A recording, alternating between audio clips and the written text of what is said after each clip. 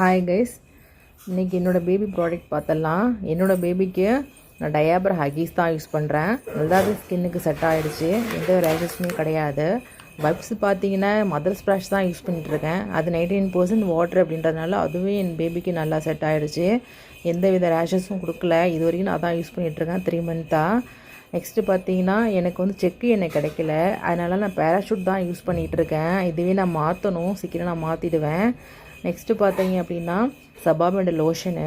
சபாமெண்ட் lotion பார்த்தீங்கன்னா ரொம்ப மைல்டாக நல்லாவே இருக்குது. என் பேபிக்கு நானாக தான் யூஸ் பண்ணுறேன். ஃபஸ்ட் பேபிக்கு தான் நான் யூஸ் பண்ணேன். பாத் பண்ணதும் உடனே அப்ளை பண்ணி ரொம்ப நல்லாவே மைல்டாக செட் ஆகிடுச்சு. எந்த ரேஷஸுமே இல்லை, கலர் சேஞ்சும் கிடையாது.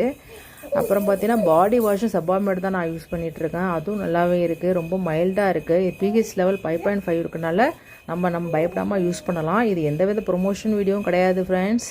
நெக்ஸ்ட்டு பார்த்திங்க அப்படின்னா காஜல் பார்த்திங்கன்னா இது மோஸ்ட்லி என் பேபிக்கு நான் யூஸ் பண்ண மாட்டேன். லைட்டாக எங்கேயாவது அப்ளை பண்ணுவேன், அவ்வளோதான். அதனால தான் அதை வச்சுருக்கேன்.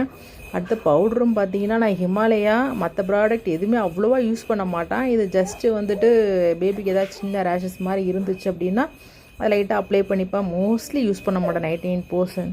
தேங்க்யூ.